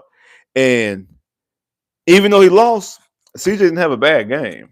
I mean, CJ for being abused the way he was being abused, being hurt, not having the weaponry or the protection, able to play the way he played. I think I've seen a lot of stuff. I've seen a lot of good stuff. Seen a lot of good throws. Uh, CJ definitely, in my opinion, um, is a baller. And also, people doing that hyperbole, um all that everybody all that like be having recency bias and all that talking about like that fumble snap is like the most important play in Texans franchise history. Like, no, it's not. like it like or it's right underneath the JJ Watt touchdown for a touchdown for interception for a touchdown against the Bengals in the first playoff game. It's not like it's not that high up on the list. Like it's not that high up on the list. Like again, it was an important play. It's not that high up on the list, but people have it as that big of a play. I mean, it's not. It's like it's not. And also, another reason why, like, you don't we need to see exactly how this season plays out first? Like, we need to see exactly like how the season plays out before we can put it that high up. Anyway, I don't understand why we putting it that high up, and we don't know what's gonna happen next week. We'll again because the Texans could have won today's game, and CJ could threw a game-winning touchdown to Nico Collins. That would have been the biggest play because it would have been the first time you get to an AFC Championship game. That would automatically supersede it. Just automatically was superseded. And then also now you're in the same situation that you've been in what 5 times before? No, 6 times. Cause now this is this is the 6th time that we've lost in the divisional round. So your season has ended like it's ended the previous 5 times that you gotten this far. And again, this is the furthest that you've been. So another year that we the Texans have yet to reach a conference championship game. Another year we have yet to reach a conference championship game.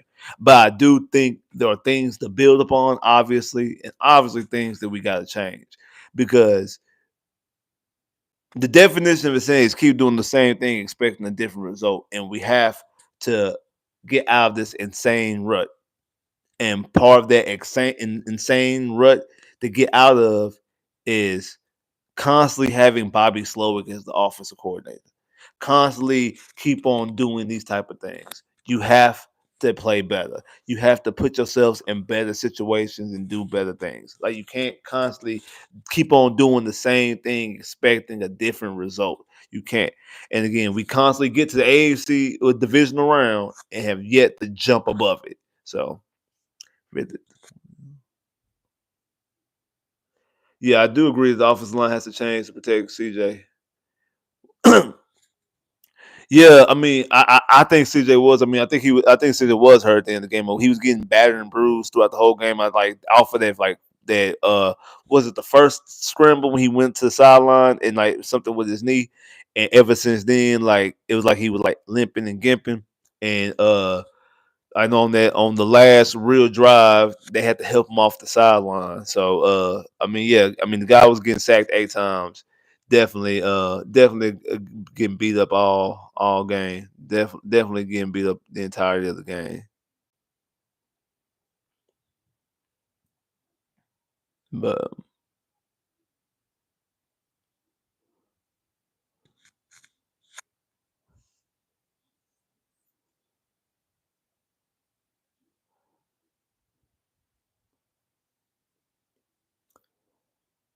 yeah, I mean, like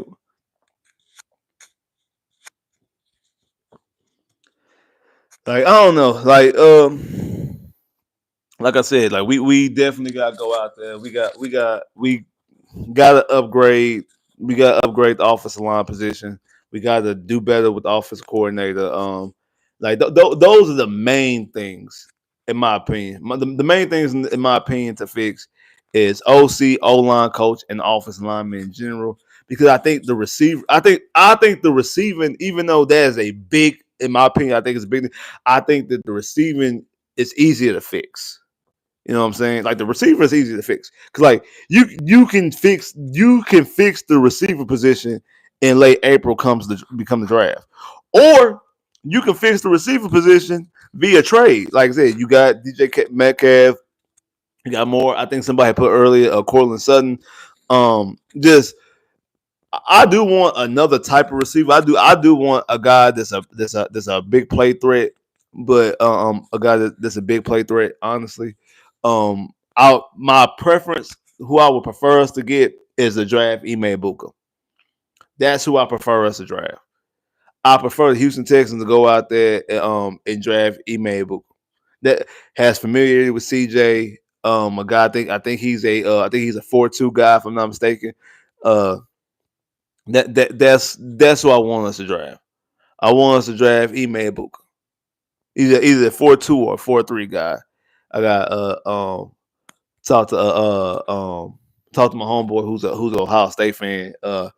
He knows more so about what his speed is, but he's like I said, I think he's either a 4-3, either 4-3 or 4-4, 4-3. I know he's either 4-3 or 4-2 guy, and that's what I would want us to do. I want us to draft Ime Ibuka as a receiver and go out there and be able to that right there is a huge plus.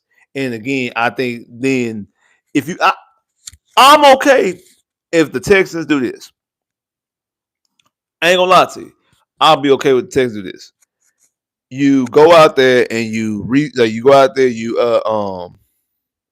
get an offensive coordinator and that upgrades the offensive line and you upgrade the you upgrade the offensive line by getting some veteran offensive linemen.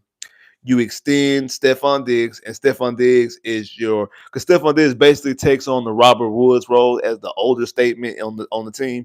You extend him, and you go out there in the first round you draft Ibuka, and then in the fourth round you draft another young receiver to put another young receiver in their room as well, and that's really your receiving group. So you have Nico Collins, you have Stephon Diggs. Again, you also doing this to help with your salary cap situation as well. Like so, you have a Stephon Diggs, which to help with your salary cap situation as far as you stretch that out, and you also draft in two young receivers. So this whole Mechie and again and let Mechie and Xavier Hudson let them guys battle stuff out during free agency during training camp to for to see if these guys will stay, see if these guys are there. And again, at the very least, these guys could just be guys that's on the roster, guys that's on practice squads, whatever, just in case you need to call somebody else up on the 52. But you have those guys out there. You got these young guys out there as well to like I said, like Ime and then another young receiver as well to help you just in case Nico missed time, not Robert Woods, but Stephon Diggs is not the same guy or he gets hurt again, whatever. And then when Tank comes back, again, those is problems that those is bridges that we cross when we get to it. But if you bring back, obviously you got Nico Collins who's going to bring back. You bring back Stephon Diggs and you draft Ime Ibuka and then draft another receiver later on the draft. I think that helps upgrade the receiver position. You don't have to go and do nothing too crazy like go get T Higgins, DK Metcalf, Gary Wilson, Chris Olave, DJ Moore. You don't have to do those type of things. Like you don't have to do those type of things. That's why it is better, and I think it's more beneficial for you, the offensive coordinator, offensive line coach, offensive line, and we can fix the receiving position group in another type of situation, and it's a little bit more cheaper to do that. I'd rather you take your money and your resources and fix that offensive line so your quarterback is not getting sacked 8 times in the game. So your quarterback is not getting sacked 8 times in the playoff game. It's not good. It's not good. Your quarterback was 67.9 completion percentage, but you got sacked 8 times. Not to mention your quarterback ran 6 times for 43 yards. Come on, man! Like your quarterback ran for 43 yards, and he was still sacked 8 times. Come on, bro. What about Diggs? That's what I said. Like I would bring back. I mean, if you're gonna bring back, if they bring back Stephon Diggs, they're only bringing back Stephon Diggs, not really as a factor out on the field. It's because of cap situations. It's more of a cap. It's more of maneuverizing the cap because again, the cap they owe him. Well, not owe him. He is on the books for 16 million. Regardless if he's a Texan, no matter if he's a free agent, no matter if he is a Los Angeles Charger, Kansas City Chief, is he a Dallas Cowboy? He's going to be on the Texans books next year, no matter what, for 20, no matter what, for 16 million. What you can do to offset that is to sign him to another deal, sign to another contract, and you take out and you stretch out that money so you make that cap hit instead of being a $16 million cap hit, you can make it a $12 million cap hit. You can potentially make it a $10 million cap hit, depending on how you stretch out the contract. And now it's a lesser cap hit, and now you have more money to put into the offensive line or whatever. And also you're paying him, he's playing. Because it's one thing that if he is one thing that you're paying him or he's on your cap and he's not playing for your team. It's another thing that if even though he's not giving you what you want, he's gonna cost on your cap regardless. I might as well have him around. It's like I might it's like when you it's like when you go to you order something from like from Whataburger or Chick-fil-A, and like you gonna get charged the drink anyway. You don't want the drink because you got some drink at home. Like you don't want the drink, but they're gonna charge you the drink regardless. So you're gonna get charged for the drink regardless. You might as well just get the free drink. You might as well just get the when they have the free drink. You might as well get the drink and either you drink it or you give it away to somebody. Give it away to your kids or something like that. But you might as well get the drink because you're gonna get charged regardless. So you might as well get it. Like that's what it is. So like he's gonna charge you regardless. So you might as well have him as your have him availability, have him at your disposal if you said need him for something. So you might as well have him on the roster and utilize him if you need him versus you paying for him and you don't have him and don't use him at all and you're just wasting money. So that makes more sense. So I think that's what it would be with Stephon Diggs. And the answer about Tank Dell, I don't think that Tank Dell. No, the team has yet to say anything officially. I don't think Tank Dell is playing next season, and I definitely don't think he's playing next season. And I actually, honestly, don't think that he'll play in the beginning part, or at the very least, be available in the beginning part of camp of 2026. So he might not be available during the preseason. He might not even be available during the regular season. So I think he might end up being on the pup list, or at the very least, not be available in the beginning of camp of the 2026 season. So I definitely don't think he'll be available none next season. I don't think he'll be available next season in 2025. I don't think he'll be available this coming season. Yeah, I agree. I think he'll be out until I agree, bro. I think he's out until 2026. And again, I don't think he's going to play in the beginning of 2026. I think he's going to miss like the first 3 to 4 weeks. I think the more likely situation when it comes to Tank Dell is in 2026. He starts off on the pup list, and I think you got to miss the first 4 games if you start off on the pup list. I think that's the most realistic situation. I think that's what end up happening. There is a chance, I do think, depending on how well his surgeries and stuff goes, that he could probably be ready during camp or in the middle part of camp and possibly able to be ready throughout the beginning of the season. But the other thing, the other elephant in the room that nobody wants to talk about when it comes to Tank Dell, even if Tank Dell does play, what Tank Dell are we going to see? We're talking about a guy that in a calendar year broke his fibula. We're talking about a guy in the calendar year that broke his fibula, got shot, and then dislocated his knee and tore his ACL, his MCL, and his LCL, all within 12 months.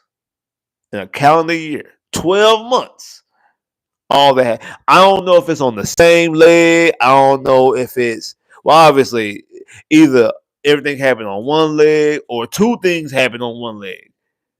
So either everything happened on one leg. So either because no one knows what leg he got shot in. I don't think that's ever been disclosed. And he dislocated his knee and his ACL, MCL, all that is on his left leg. I don't remember what leg he broke his fibula on. I don't know if anybody knows coming. I don't know if he broke his fibula on his right or on his left. I don't know. And nobody knows about the leg he got shot in. I've never seen any report confirming what leg it was shot in.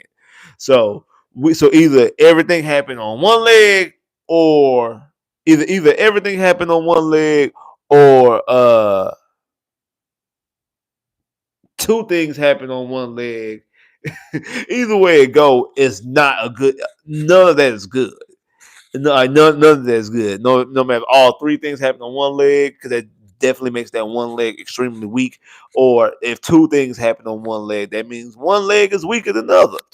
And we don't know how he's gonna be again. We're talking about a guy who is undersized, height, undersized, weight, and that his game is predicated on his route running ability. That's how he was able to get open because he's not overly fast.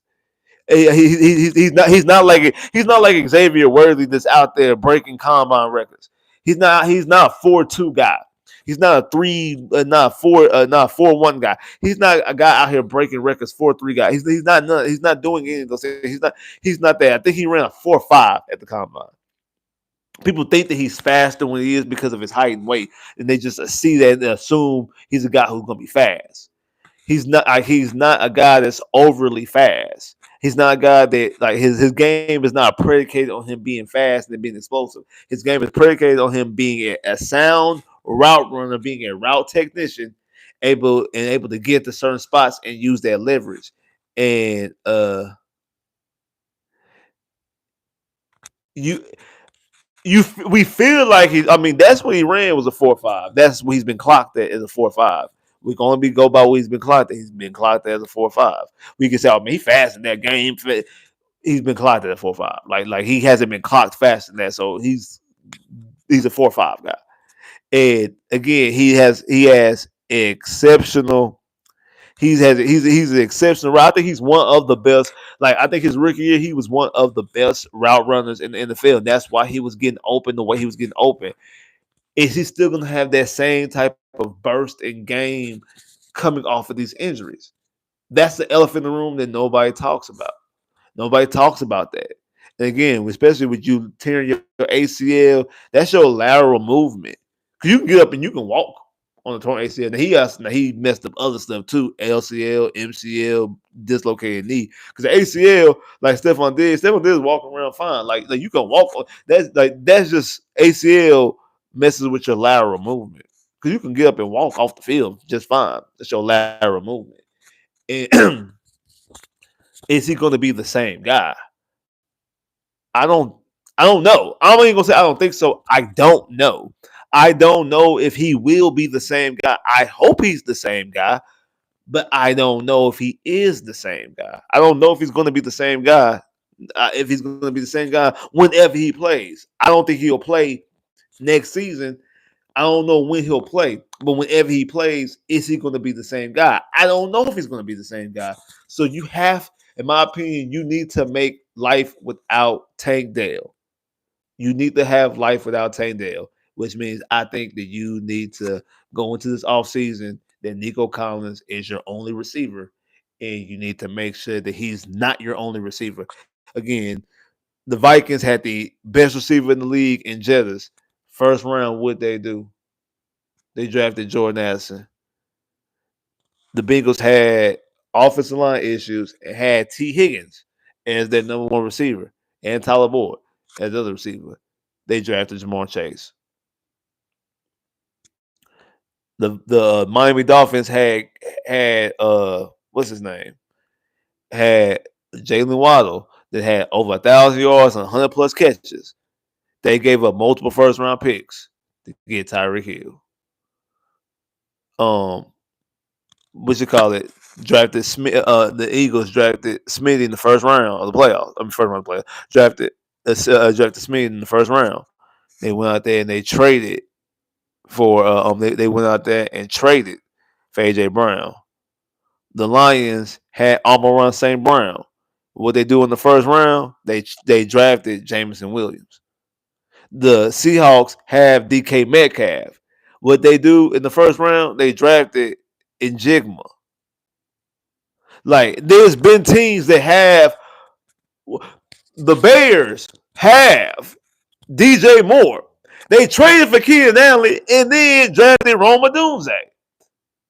Like there are teams out there that have number one receivers. And what do?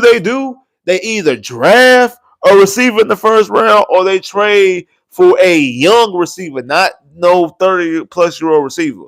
In the Bears case, they traded for a 30-plus-year receiver and drafted a receiver in the first round.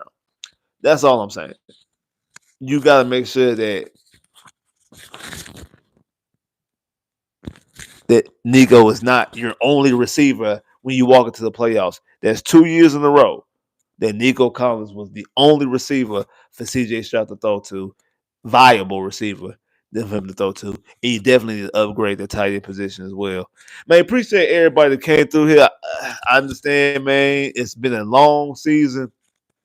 It ended disappointing. We had a lot of disappointing parts in the season as well. Like this season had a lot of disappointing moments. You know, the Lions game, the Packers game, the Jets game, the Vikings game, the first Chiefs game, and most importantly that Ravens game. But the Texans still was able to win the division and able to go out there and win the playoff game. And just like last year, looked at very dominant and said playoff game and looked at very good in the playoff game. And coming out in this divisional game and gave a fight. It came out there in this division game and they went out there and they gave the Chiefs a fight to the point that we went into the third quarter. We went to the fourth quarter down by a point. It was 13-12 going into the fourth quarter.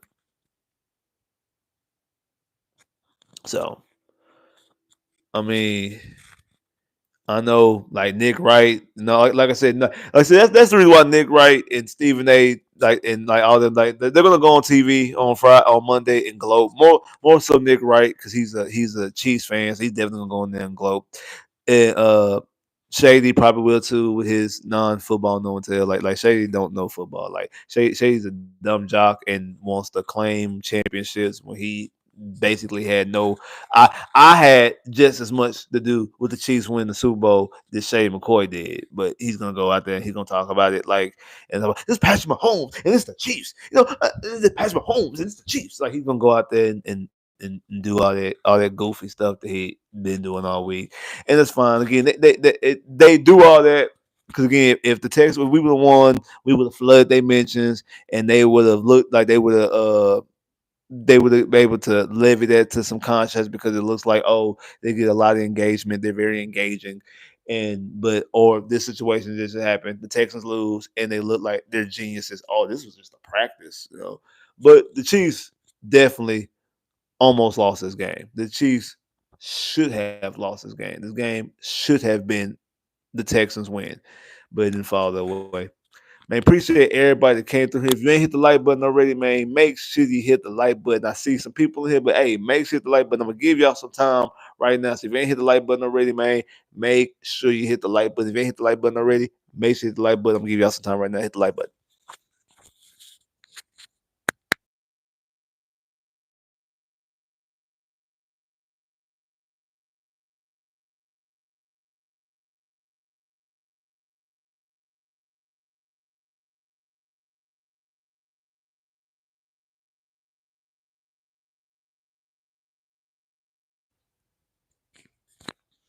If you ain't hit the like button already, I'm gonna give y'all some more time. Make sure you hit the like button right now. If you ain't hit the like button, hit the like button. Give y'all some more time.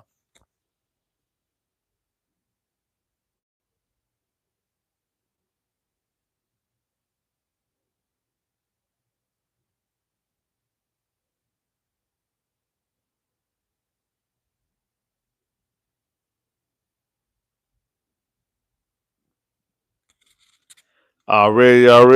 Appreciate that, man. Appreciate everybody hit the like button, man. Definitely appreciate everybody hit the super chat love. Definitely appreciate that. Y'all know how much that means to me when y'all go out there and y'all hit that super chat love. I definitely appreciate that. Definitely appreciate that. I am gonna have some videos now talking about some things about the offseason, uh potentially what the Texans should do with the offensive coordinator position. Uh Probably like, what I'm saying, who I think was the best play on the team this year as well. I'm gonna have a live to close out the season. You know what I'm saying? Like, cause just because the season's over, I'm not gonna just stop doing lives. So I'm gonna do a live probably Friday. I'll probably look ahead to championship weekend as well. Talk about some of the championship weekend games as well. uh, but also talk about what's wrong with the Texans. Really, what should they fix? Like, how can the Texans fix things? How we think about what do we think about this 2024 Houston Texans team, and what could we do to fix this team for the 2025 season. So I'm gonna definitely have a video talking about that as well. Like I said, I'm gonna have some videos sprinkled out throughout the week of just like I said, of some things, possibly like I said, some offensive coordinator situations as well. Also, with the Texans, like I said, look at some of the Texan players and things like that. So I'm gonna have some stuff sprinkled out throughout this week. So just because the season's over, the content not gonna stop. So make sure y'all still be right here. So hey, next Friday, be right here, and we're gonna talk about, man. We're gonna break it down. Also, if y'all checked out Slim Thug doing the remixing the the Houston Texans song, um, crazy that one that song is what, like 12 years old now. No, because that first song came out in 2011, so that's song 13 years old. Yeah, song like it's song 13 years old. Uh, Slim Thug basically has the same verse. He just like took out like Foster and Andre Johnson name and NRG. I mean, Reliance Stadium, and put in like made it more relevant. He added in instead of Paul Wall, and the original version is actually Slim Thug, Paul Wall, and Chameleon there. And then when they shot the video, it was Chameleon. It was Slim Thug, Paul Wall, and Zero when they shot the video. I don't know why Chameleon wasn't in the video, but the original song had Chameleon in it, and not Zero. This one, the remix, has Slim Thug, who basically, like I said, has the same verse. He just changed out some names, and then they have Lil Kiki and Propane. Uh, Now I ain't gonna lie, Lil Kiki my favorite rapper. Uh, I think Lil Kiki had the best verse. I didn't really like Propane verse because like Propane was talking about Matt Schaub. Like Propane seemed like he was like out of the loop. Kind of Propane kind of seemed like he was out of the loop when it came to the text. I think that Key had the best verse because he was very engaging with the current player's name, and also gave a shout out to Andre Johnson. I think Slim Thug should, if you're gonna do it, you should have redid the whole verse. I didn't like the fact that you just kept the exact same verse and just changed out the names. Cause actually, like the original version of that verse better than that one. So I feel like you should have did a whole different verse if you're gonna change. If you're gonna change anything, you should have did the whole different verse. I mean, it was cool. Um, I liked it the first one. I ain't gonna lie, I think I like the original better, slightly. Um, the only thing is they did something I don't like. I don't like when you do a sports song and you reference players because the song becomes dated. Like like like the song becomes dated. Like you mentioned Arian Foster, you're missing like you mentioning like Andre. Like the song becomes dated. You hear you mentioning CJ, you mentioning Joe Mixon, you mentioning like Diggs and Stephon Diggs and Tank Dell. Like the song becomes dated. Like so, 5 years from now, this song won't be relevant. Probably outside of CJ and Nico, and possibly like okay, I think Sting's name. I think Sting and Kamari Lassiter's name is mentioned. And obviously Andre Johnson, because he shouts out Andre Johnson, say he's in the Hall of Fame. Like that's gonna always be relevant. But like it's you know what I'm saying.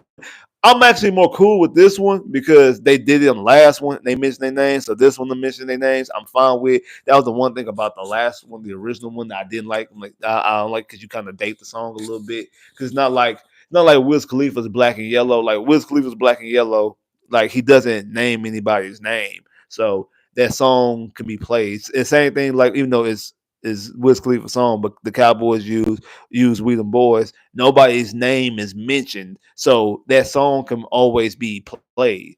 When you mention people's names, it dates the song, and when those players are no longer playing or playing on other teams, whatever the case may be, it's like kind of hard to play those songs. So,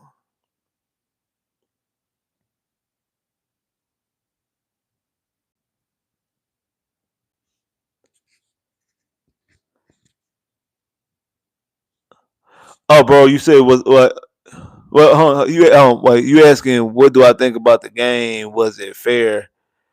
Like, you talk about like the play calls, like the referees, like because again, I mean, I don't know if you was in here earlier. Like, I'll talk about it real quickly. I mean those passing like those, not passing interference calls, like those roughing the passer calls were all complete BS, and that's one of the reasons why me personally, last week when I was watching the Broncos Bills game, I want the Broncos. I want the Broncos to win because again, I do think that this year, especially for the Texans, the Chiefs are an easier matchup than the Ravens. But I would have much rather face the Ravens because even if the Ravens go out there and beat us and whoop us, that's actually them going out there beating us and whooping us. When it comes to the Chiefs, there's going to be some things, especially in Arrowhead. There's going to be some things that, like, some questionable things that happens in that game that helps and evades them to win and allows them to win. Like I say, the first pass, not pass, I keep saying pass interference call. The first roughing the passer call when they call on Will Anderson, Will hits him in the chest. And again, like, yeah, he hits him in the chest, and like, yeah, as he's hitting him in the chest, and he's hitting somebody, and he's going up, and with Mahomes going down, he actually slides up and hits him in the face, but he hits him in the chest. He hits him in the chest. That's not helmet to helmet. That's not roughing the passer. That was bull.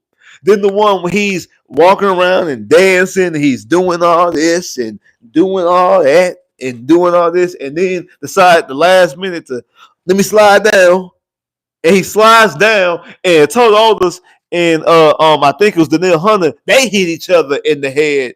They pull a flag. Like, all the Texan players hit each other in the head, helmet to helmet, and you call a flag. Like, that's bull. That's BS. And I'm so glad because I really thought that they were gonna call the flag. I really thought they were gonna call the flag on the one where he was acting like he was going down the sideline. He should have went out of the sideline. He stumbled and waited and waited and waited and waited. And then as soon as I think it was I think it was Will, or no, it might have been Toll right there, pushes in the back and he goes,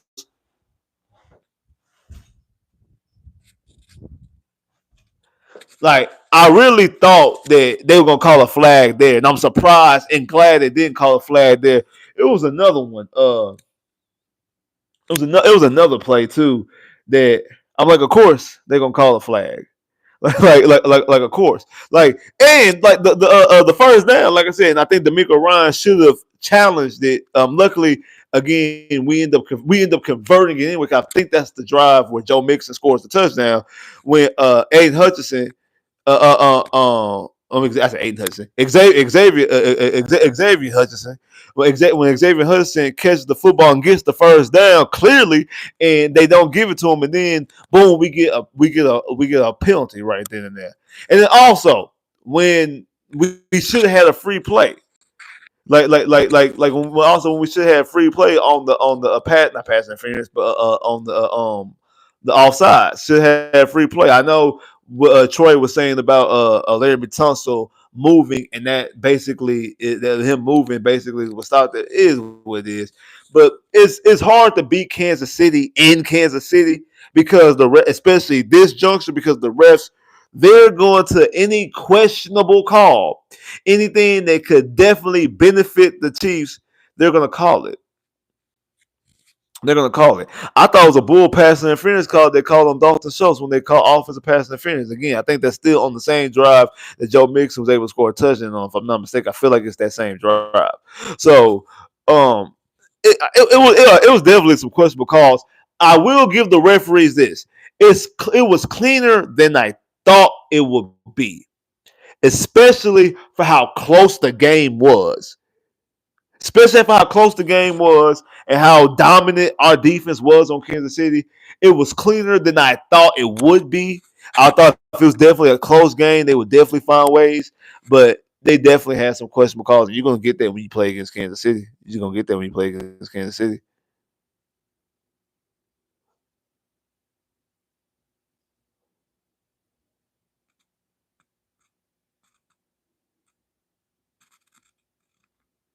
it was called out there that that made you didn't want, that made you don't want to be a football fan. I mean, I can see that. Like I really can. I can see that there's calls out there that make you not. I can see like that's why I said the Texans had an opportunity. 'Cause I know most of America was going for the Texans today because people they want this nightmare of Patrick Mahomes and the Kansas City Chiefs to end. So anybody, so again, whoever plays next year or next week, no, if it's Lamar Jackson, if it's Josh Allen, whoever plays Patrick Mahomes and Kansas City Chiefs next week, they're going to be rooting for them because they want this nightmare to end of Patrick Mahomes going to another Super Bowl, the Chiefs winning another Super Bowl, and the Chiefs being the first team in NFL history to three-peat. And if they are in the Super Bowl, who's ever on the NFC side, if it's the Detroit Lions, if it's the Commanders, if it's the Eagles, or if it's the Rams, they're going to be rooting for them because they want them to end this nightmare of Patrick Mahomes winning a third straight Super Bowl. Actually, I don't speak of that. What is the score of the game? I don't even know the score of the game. Like, what's going on in the Commanders Lions game? I'm about to go up and watch it. I've been here live, so I don't know what the game is. Commanders winning. Whoa, 31-21. Wow, wow. Yeah, I gotta check this out. I gotta get to the game and check it out. Man, hold up. Wow, wow, wow, wow, wow, wow.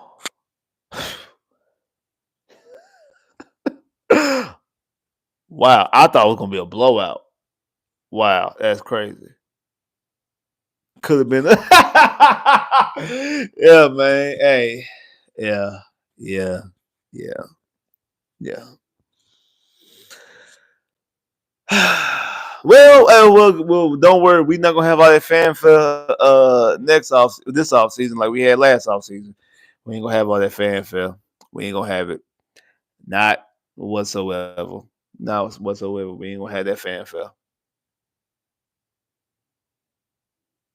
Yeah, yeah, he is. And that's a good thing. I think CJ benefits better. I think CJ benefits better from being the underdog more so than he does by having all the accomplishments. I think because last year was the first time ever that CJ was like the toast of the town. Remember, we talking about a guy who wasn't recruited coming out of high school. We're talking about a guy who wasn't recruited coming out of high school who only got a scholarship because he was the MVP of the Elite 11. And he got to that Elite 11 late because somebody backed out or got hurt, whatever the case may be. He got to Elite 11, won the MVP, and got a scholarship to Ohio State. Get to Ohio State, they bring in Quinn Ewers to take his job. Like they brought in Quinn Ewers to be the man, but he has to beat out Quinn Ewers, and he goes out there and he's the Heisman runner-up the first time against Bryce Young. Bryce Young was the Heisman. And then the following year, he's the Heisman runner-up against Caleb Williams. Then come into the draft, he's the second pick behind Bryce Young. Has a phenomenal rookie year and wins Offensive Rookie of the Year. First time in franchise history we have an Offensive Rookie of the Year. First time that CJ gets an accolade. No Heisman, no national championships, not the first overall pick, not offer scholarships, being extremely recruited for early on, all these type of things. Everybody's talking about how good of a rookie year he had, blah, blah, blah, blah, blah. And I said this as the season was going on, that next year, no, okay, everybody was all that, who's going to be the next CJ Stroud? Who's going to be the next CJ Stroud? I said this all season long, that because the type of season that Jalen Daniels was having, they're not going to talk about CJ Stroud next year. They're not. Next year is going to be like they're going to be talking about these next crop of quarterbacks. Who's the next Jalen Daniels? That's what they're going to talk about. They're not going to talk about CJ Stroud. People was mad at me, and y'all know who y'all was. Y'all know exactly who y'all was. Like y'all know exactly. Y'all on the disc, especially y'all to be in the Discord. Y'all know exactly who y'all were in the Discord, because we had this conversation several times, and I told y'all several times, y'all mad at your boy. Y'all mad at old Spitz. Y'all was mad at your boy. Talking about, y'all were so upset and just disgusted when anybody be even compared to CJ Stroud. How dare you compare somebody to CJ Stroud? Man, CJ Stroud's not going to be the standard. It's going to be Jalen Daniels because it's always the next guy up. And then once we have another good rookie, that person will be the standard, and they won't be talking about Jalen Daniels. So, if anything, they're going to be talking about Jalen Daniels next year in a negative connotation, talking about, is he going to be like CJ Stroud and have a sophomore slump? That is more concerning. That might be a bigger concern. They're going to be talking about Jalen Daniels in that negative connotation. If you want to be all the way honest and keep it a buck in the quarter, if you want to keep it a buck in the quarter, they're going to do that. That's something that's very vital and very thing that can end up happening.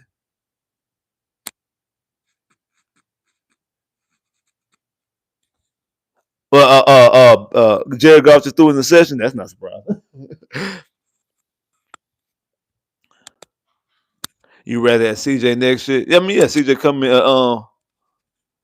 CJ going to his third year. Absolutely, you rather have CJ going to his third year.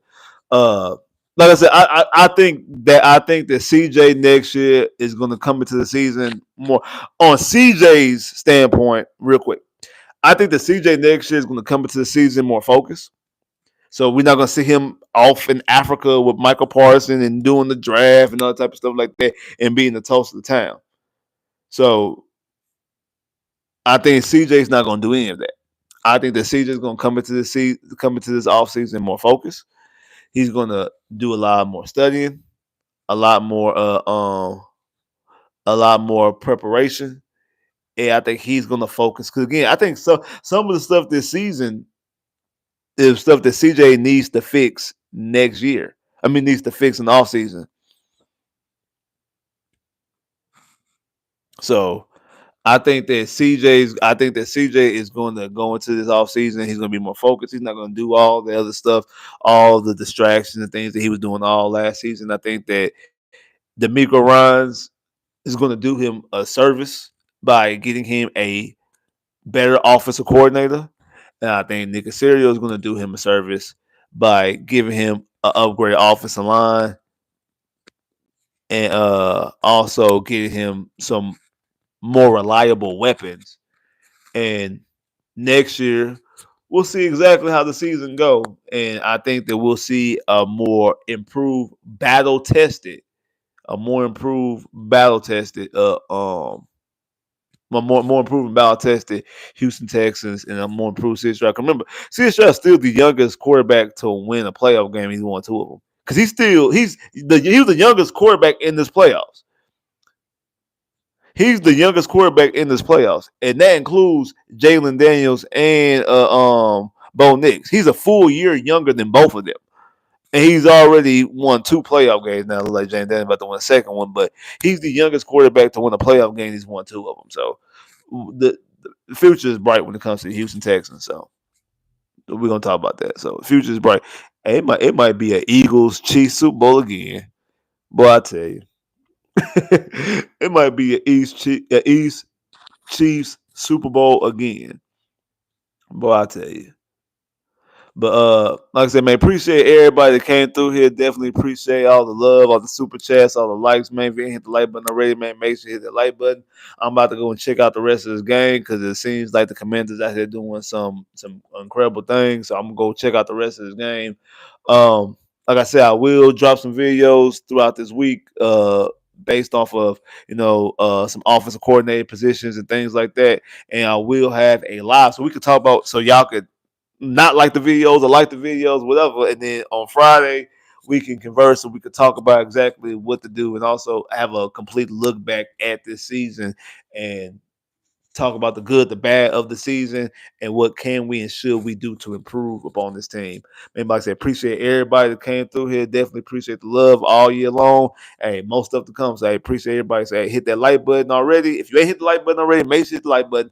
Click that bell, hit my videos. Also, follow me before y'all go. Wait, quick. Time out.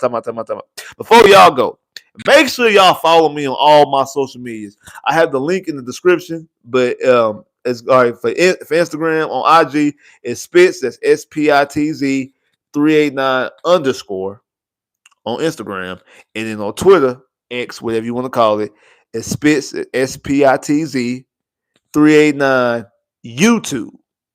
That's Spitz 389 YouTube on Twitter. Make sure y'all follow me on those social media accounts. Again, the link is in the description. So make sure y'all follow me and also click that bell to get more videos and be ready for more videos popping up throughout the week. And like I said, we'll be going live on Friday and we can talk and we discuss about some other things. So hey, make sure you hit that like button. Make sure you click that bell to get more videos. Already.